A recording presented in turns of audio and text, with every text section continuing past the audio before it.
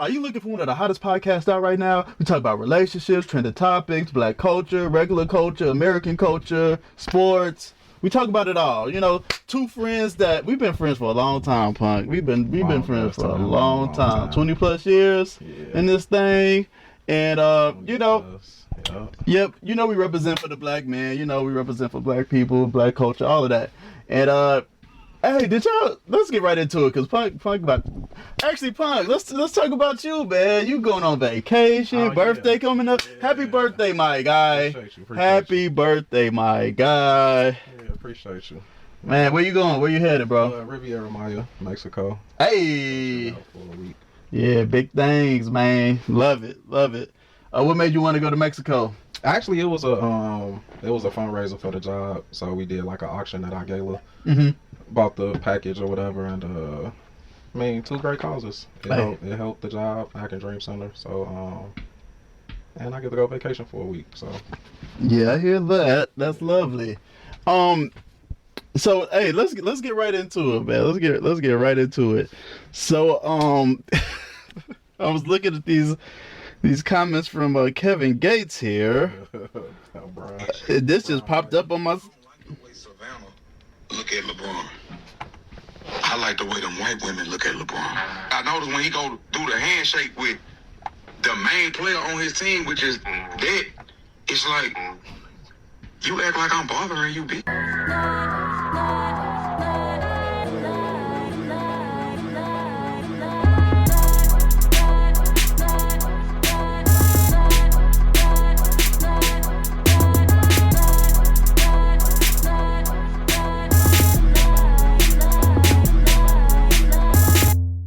Kevin Gates comments talking about LeBron James and the way Savannah looks at him. I don't have any. Well, what's your opinion about this, man? I understand what he's saying. Okay. Well, no, hold on, wait. I don't. What do you think he's getting at? I don't pay attention to Savannah. I'm not saying I understand what he's saying about Savannah, because I don't know. I'm saying I understand what he's saying as far as wanting the person that you with to be the one that admire you the most. Like, a lot of people made this big issue about how females fan out over Chris Brown, and it's like, you will drop everything and spend $1,200 on Chris Brown, but you ain't finna do that to go on vacation with your man. It's like, you don't admire him, but he do all this shit for you. You know what I'm saying? Like, nah, I want somebody that's gonna admire me the most, that's gonna look at me with that admiration, like, that's my man. You know what I'm saying? And it don't be like that a lot of times. Why do you think it's not like that a lot of times? I don't know. You gotta ask the women that I can't. Well, yeah, you gotta ask the women that, you know, I guess act like that. Maybe they don't think they act like that, but I don't know. That's not even I have no clue. I ain't never tried to think that deep into it. Maybe they just used to the treatment from their husband or whatever, so it's like the norm. It's not like, oh, they're doing such great, because it's the norm. Like, good men do great things for their spouse, so they get used to it. Now, all right. So I know you said you understand what he's trying to say, even though his delivery might not be the greatest. Right. Do you agree with his statement though? That he want the one that's gonna look at him how they look at him? No, that Savannah doesn't, like, I guess in public she's not. I guess that would be like showing affection or showing affection towards. Is that what it's about, or? Like, I don't know the dynamics of their relationship. You know, maybe they handshake or whatever they do. You know, maybe that's their thing. You know, maybe LeBron don't want her fanned out over him. Like, you know, that's why you ain't got to be fanned out. I chose you. You know, like, but I don't know the dynamics of their relationship. I understand Gates' point of view though. You know, but also, like, LeBron might not want her to act like that. Now, okay, and I think that's I would think that's probably what's going on. That LeBron don't want that. Yeah, I don't think LeBron want his wife acting like that all the time, and definitely not for the cameras. Like, she probably like have that type of, you know, infinity for him, and you know, when they're by themselves, or have that admiration. And she probably show him in whatever way she show him. You know, like, we just saying. I'm saying I understand Gates' point of view, the way you know the women look at him with admiration or whatever, but we don't know what he required from her in that aspect. It might not be look at me like that. It might be do certain things that she do. Right. And he know that she admire him in whatever way. So we not in a relationship to know, what that is for them, that, she gives that energy to him. And I mean, they've been married a long time. We don't never really hear nothing about them. So clearly they both doing something they're supposed to be doing. Absolutely. At least it appear that way, Absolutely. I mean, just even in their position with their relationship, even making it look good is a great task. You know what I'm saying? Just the fact that they've been together this long, no BS has came out about LeBron. Of course, you hear little minor things, but you're gonna hear that about anybody famous, really. Right. I think the fact that they've been together this long, he's been in the public eye for this long, and you haven't heard any mess, and they have made their marriage look, smooth. Look very smooth, look very happy, look like they got a happy family. That's success in its own, even if it is things behind closed doors that we don't know about. We not supposed to. Exactly. We not supposed to. Exactly. But he might have chose her because she ain't fanned out over him. He been a star athlete for a long time. He probably had that type of attention for a long time. He probably chose somebody that wasn't fanned out over him because, maybe that's a little more genuine to him, somebody actually liking you for you, the person you are, and not, I'm fanned out because you LeBron James, star athlete. Do you believe time fades admiration in relationships?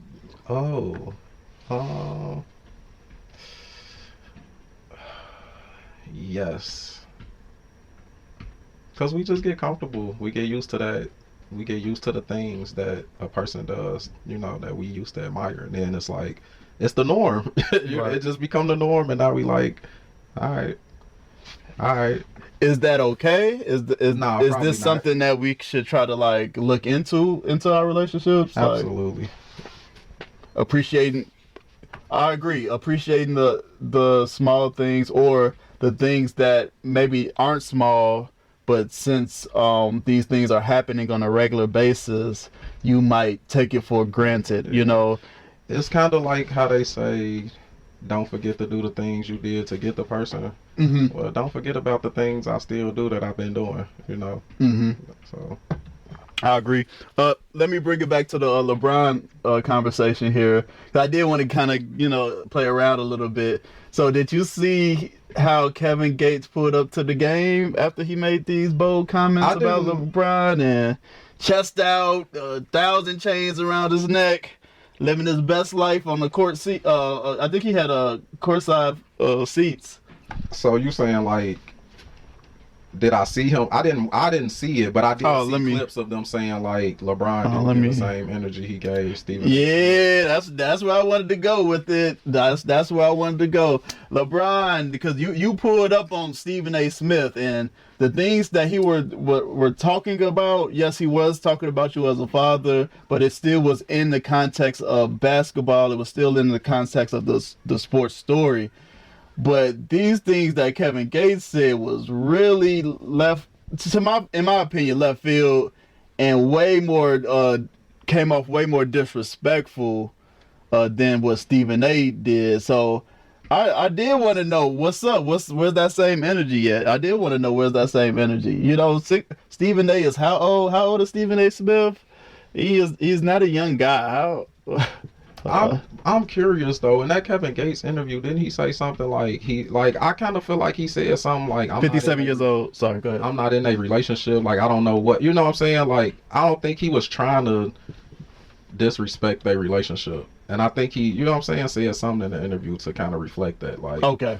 He was asked a question, and I think they were more so an example he was using than actually really talking about them, if that makes sense. Okay, so do you think it was coincidence Kevin Gates all of a sudden was courtside? They say he was there early before the game even started. He was there, and you think that was just he just happened to have tickets that day? So hold on. Were these comments premeditated? Because he knew he had courtside tickets to that game. Or were these comments premeditated? I don't. Come on, man. You know I want answers, bro. Come on, man. I want answers, bro. I ain't that deep into it. Well, we talking about it now. Point of view. I don't think it was nothing malicious like that. For what? Like, what beef he got with LeBron? I don't think the man got no beef with LeBron, bro. I think Kevin Gates just talk. People ask questions. He answer the questions how he want to. and that's what it is. He's definitely a polarizing figure. Kevin Gates, man.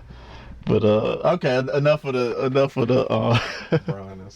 Yeah, but come on, Brian. Why you? No, let's get into the. How did you feel about that? Because we didn't talk about that. How did? I feel like it was some punk ass shit. I ain't gonna lie, man. I feel like it was some suck ass shit. Nothing? No. LeBron stepping to Stephen A. about his comments. I didn't really hear what Stephen A. said about his son because I just didn't really hear it. Mm-hmm. And once Can I give you a little fakes, like a little breakdown from my? This is from my perspective.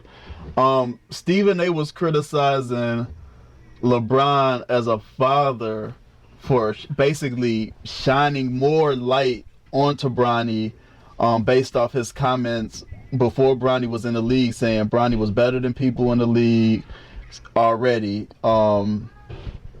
It was a few points that Stephen A. had, and he was basically, to me, he wasn't criticizing Bronny. He was criticizing LeBron as a father, which is still, you still walking the line there because you talking about somebody as a father, you know? So I do understand LeBron's frustration there, but he was trying to make it seem like Stephen A. was just dogging Bronny, and it wasn't really about that. It was more about you were kind of setting Bronny up to, like, not to fail, but just setting him up for really high expectations, and that's not fair on a young kid. You know, that was my perception of what Stephen A. was saying. Your name LeBron James? Who, mine? Stephen A. Is his name LeBron James? No. LeBron James Jr.? No. Savannah James? No. Damn, mind your business about how I raised my son. Mm-hmm. That shit ain't got nothing to do with you or the comment about whatever pressure I put on him is between me and him. You don't know what conversations we had. None of that. Like, that ain't your business. Mm-hmm. Or for you to comment on. I can respect that because you speaking from the only thing is, it's like, this is my job.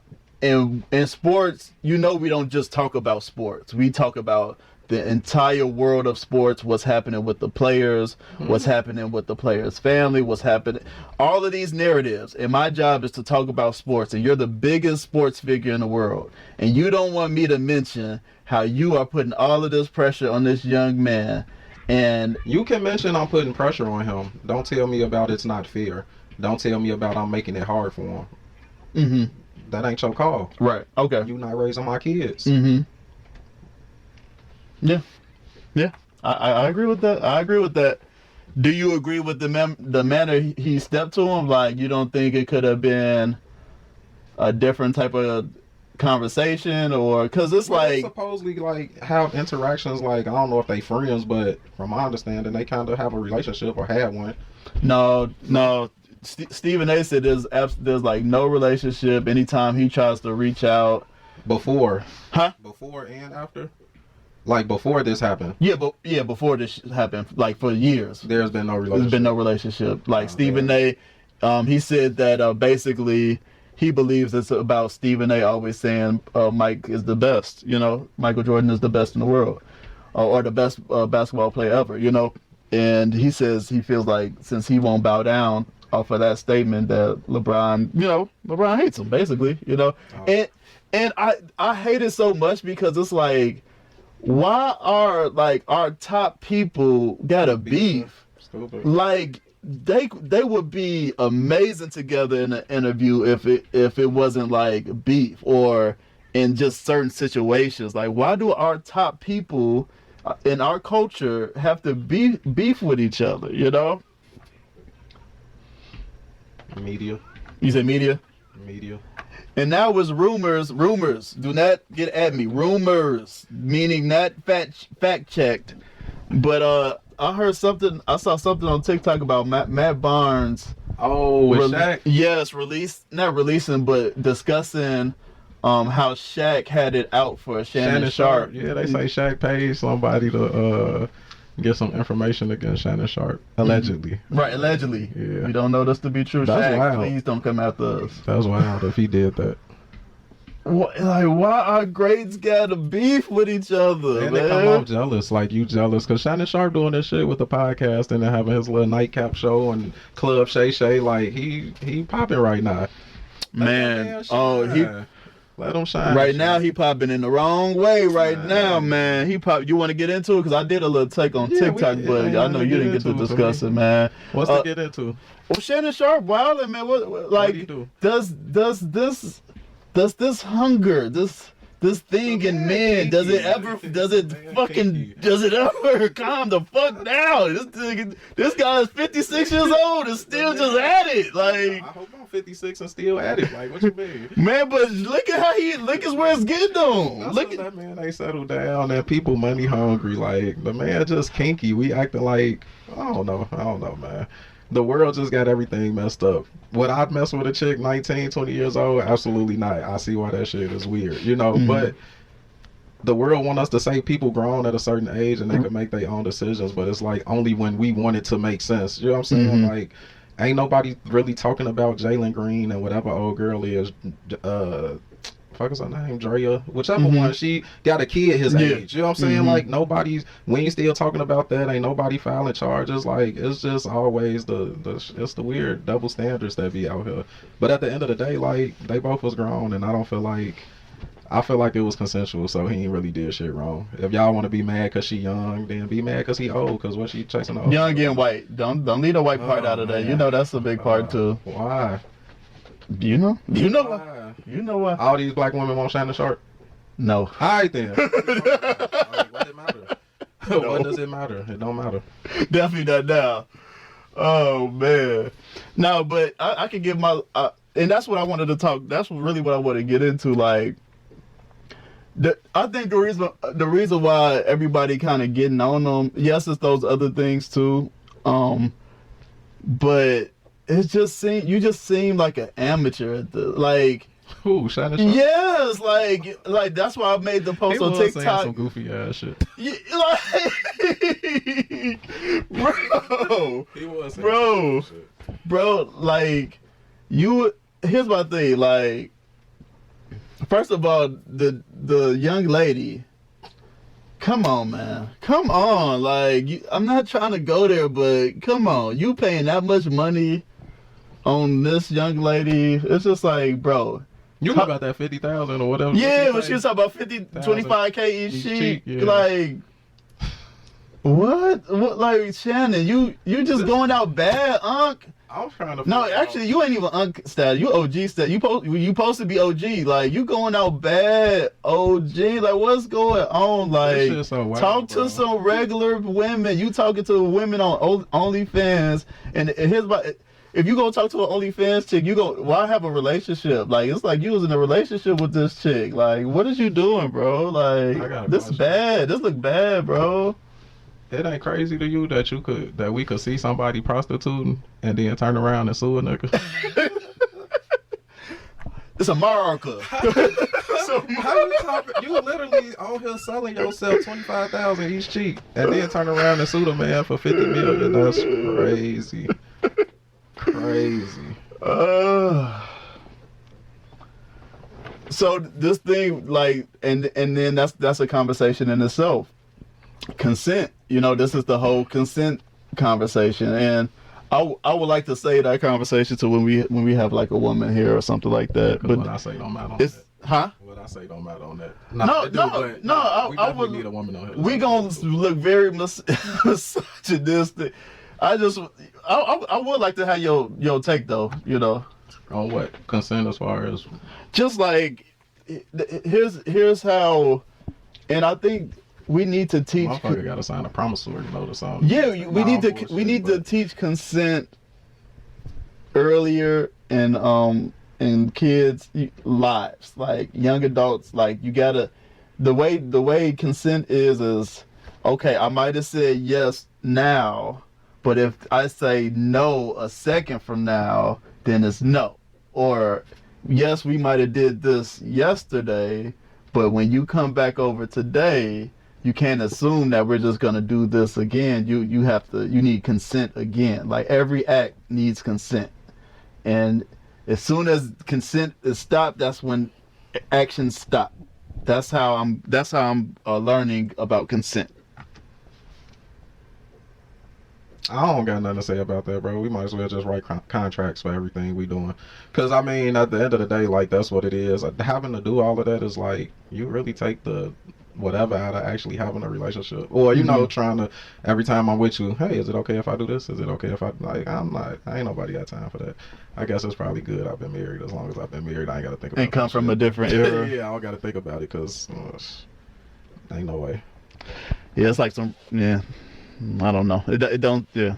Anyways, next but topic. You want to be pursued. You know what I'm saying? Like, but I gotta pause. Wait, is it okay for me to? I might as well just sit back and let you go. Let you make the move. Let you go. That's your safe. But that ain't what you gonna want me to do. You gonna want me to let's just say be a man and be assertive and like the shit just weird. We really kind of messed up out here. What these younger people? Yeah, man. It's gonna be a different time. It's definitely gonna be a different time. All right. No, so we did have a kind of a more serious topic here. Where is this at? Okay. So April in April of 2025. So earlier this month. This is from the New York Post. Health and Human Service Secretary Robert F. Kennedy made statements. Junior. Oh, sorry. Robert F. Kennedy Jr. made statements suggesting that many individuals with autism will never pay taxes, never hold jobs, or use the toilet unassisted. He described autism as something that destroys families and pledged to identify its environmental causes by September.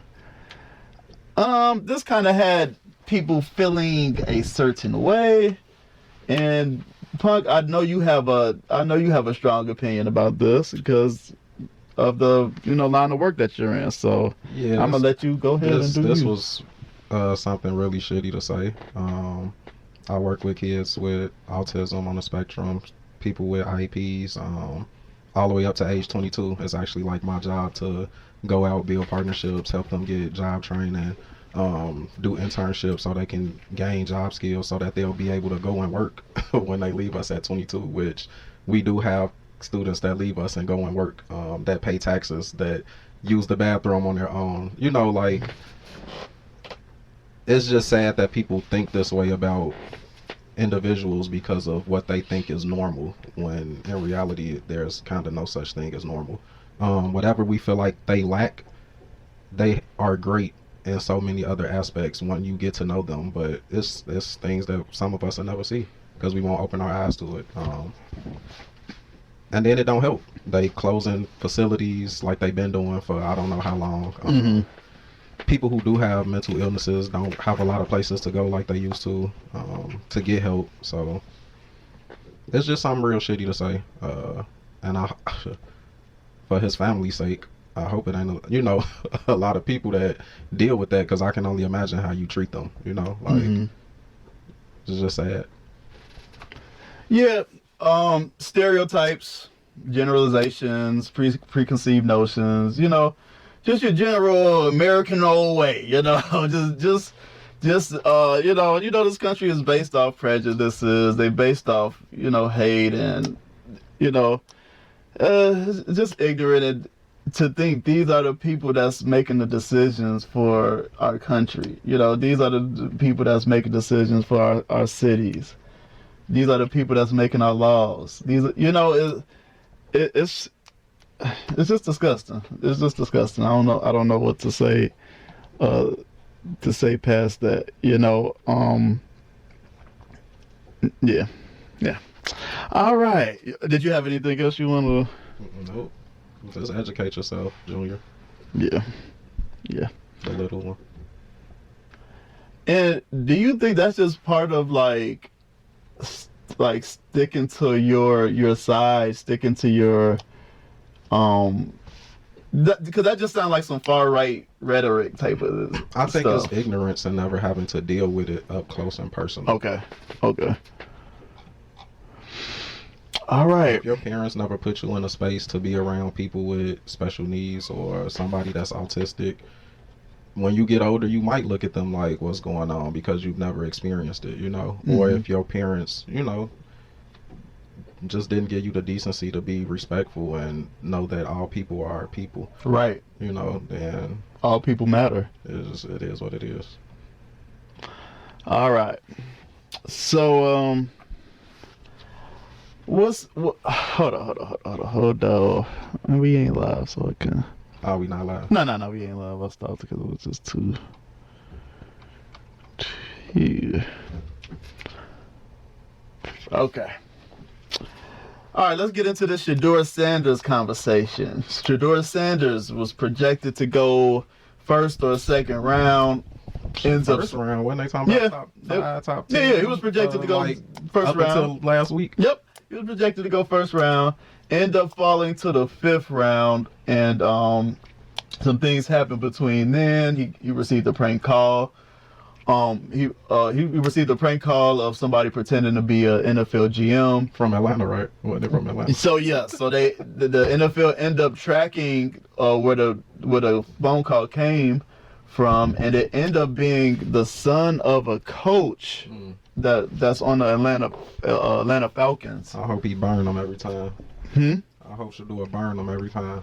So the prank call was traced to Jax Ulbrich, son of Falcons defensive coordinator Ulbrich, sorry. So that was Jax Ulbrich, son of Falcons defensive coordinator Jeff Ulbrich. Despite an apology, the incident sparked debates about professionalism and respect in high-stake environments. I was wondering, did that coach get in any trouble for that? I'm not sure. But Punk, take us away. How you feel about this whole Shedeur Sanders dropping? How you feel about him dropping to the 5th round? How do you feel about reports saying that he did horrible in the interview process?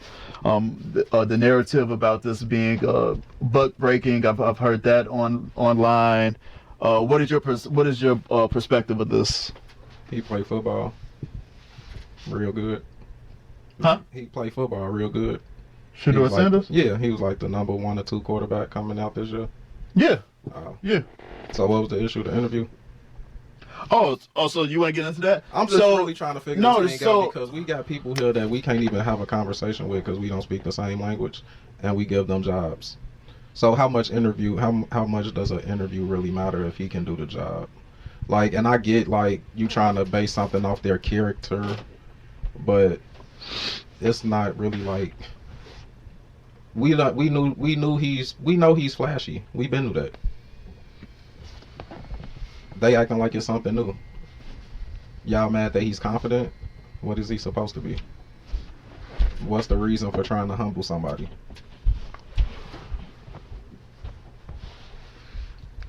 So do you believe the NFL was trying to humble him? Yeah. What other? Because of his last name? Because they don't like the way he come off. Hold on. You think? Hold on. You don't think if his last name was something else, you think this still would have happened to him? If he came off the same way? Yeah, because I believe there's a lot of confident, cocky, NFL, young college players coming out of the NFL. Millions already. With this NIL money, yes, they definitely are worth millions already. I don't think it's the same. Maybe because it's not the same because of the last name. I'm telling you. Because they've been watching him along. He was coming like this regardless of the NILs. Like it's just that's who he is. It's in him. That's who his daddy was. It was in him. That's what I'm saying. The last name. What he do on the field? Bald. What does Pops do on the field? They talk about pedigree and all of that. What do they do on the field?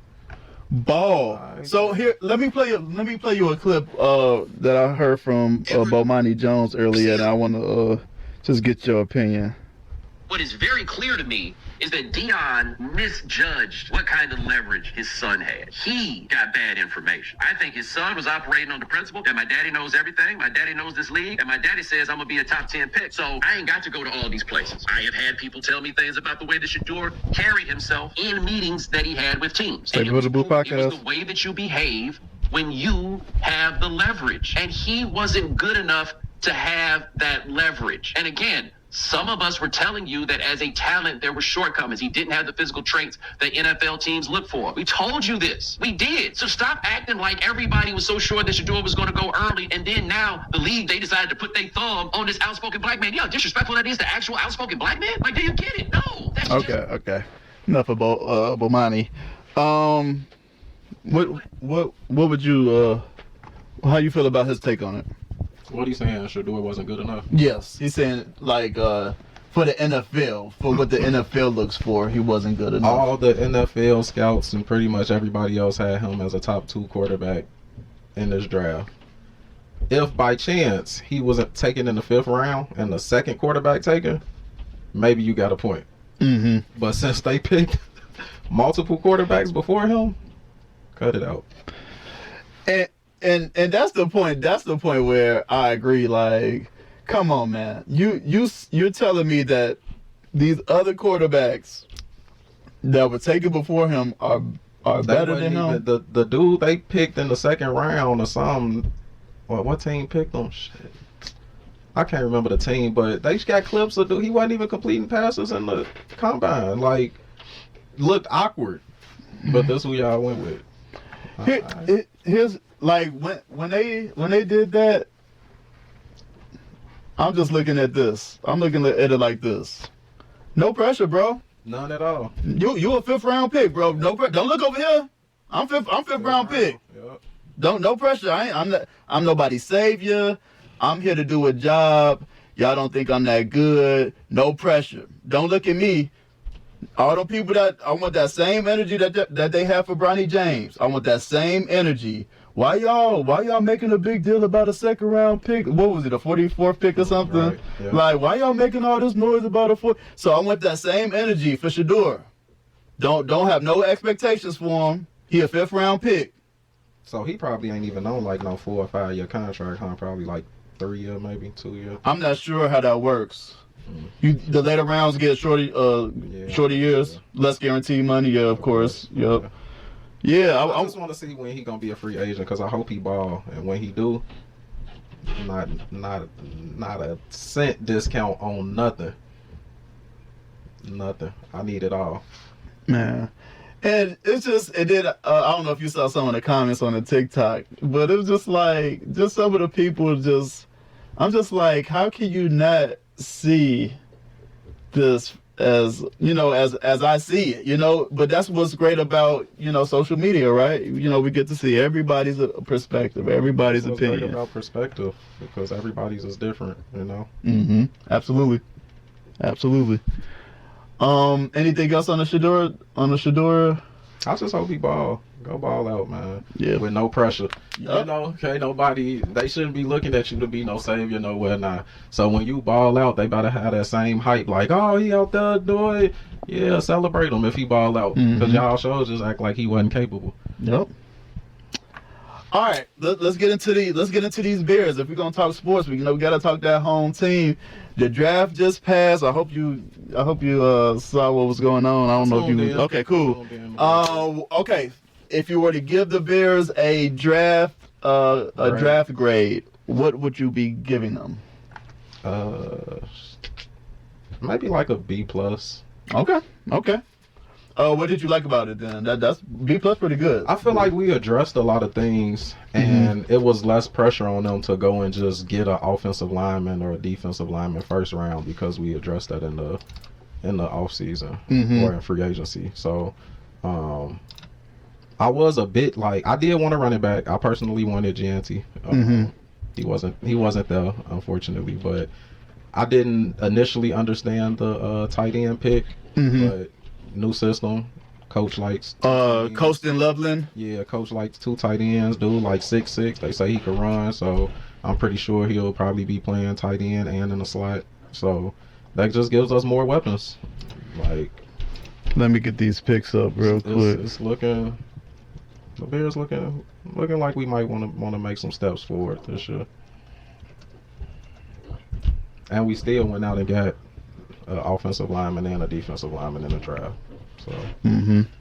All right. Wide receiver.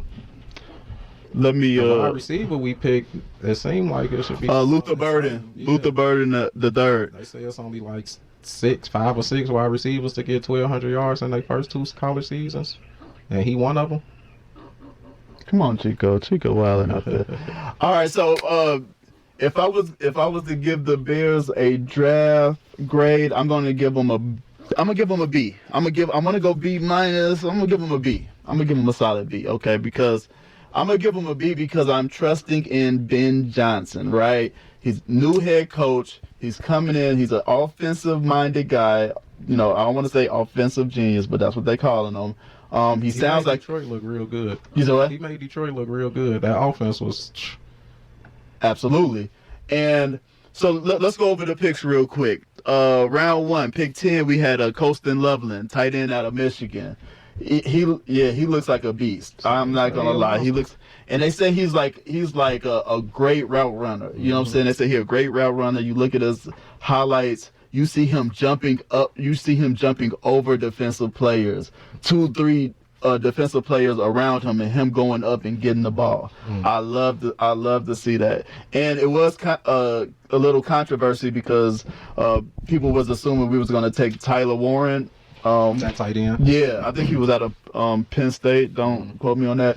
But a lot of people were saying that he was a little bit more gimmicky, whereas Colston Loveland is more of a traditional tight end, but he has these skills more like a wide receiver. Right. And they were comparing him to a Sam Laporta out of Detroit. You know, second pick we had Luther Burden, the third, at pick 39, and this was a pick to where they didn't expect this guy to be here. You know.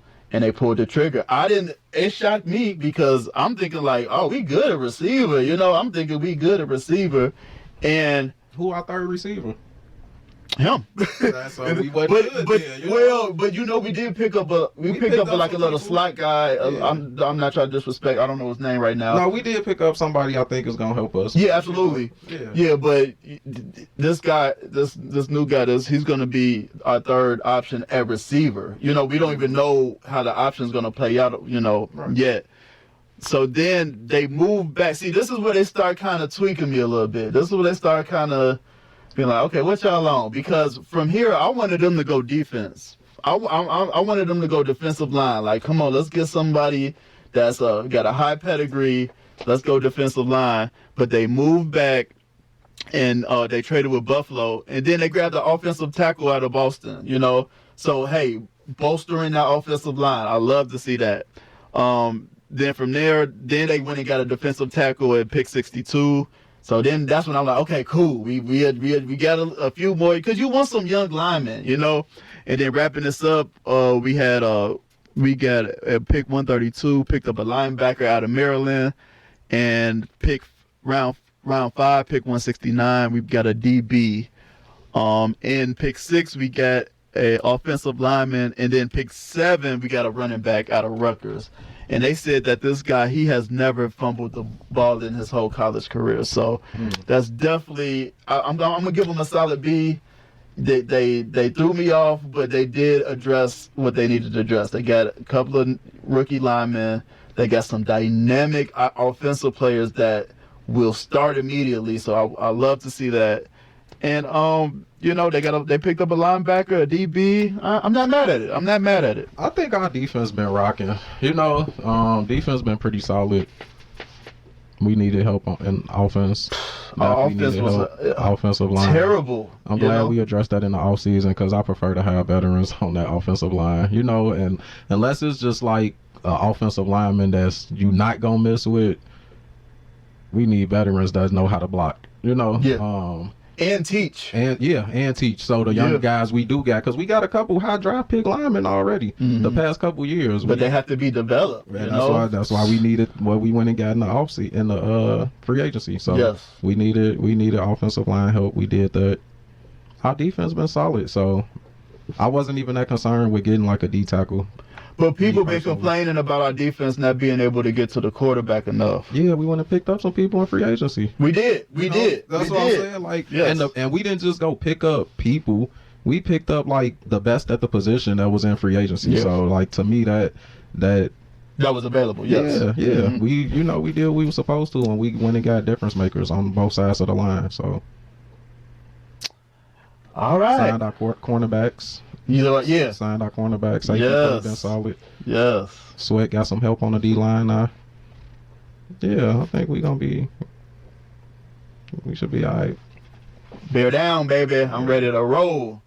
Caleb 4,000 yards this season. Yes, with all of these weapons, let's go, Ben. 3,500 last year. Keenan Allen ain't play a whole lot.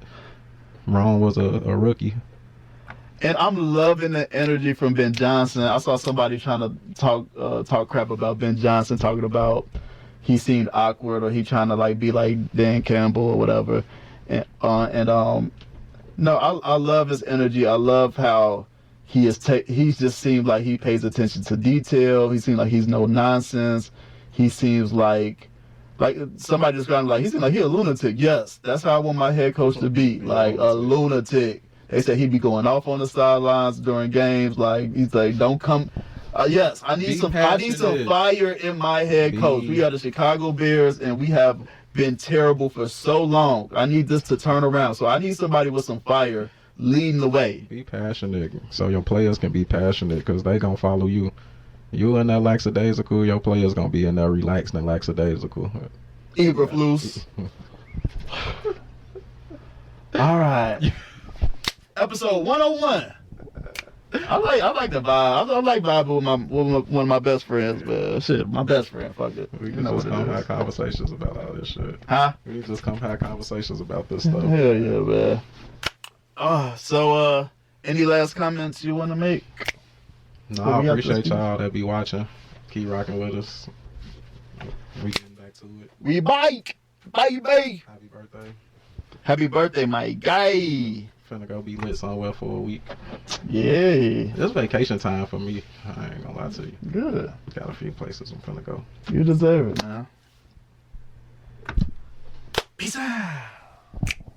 Let's go.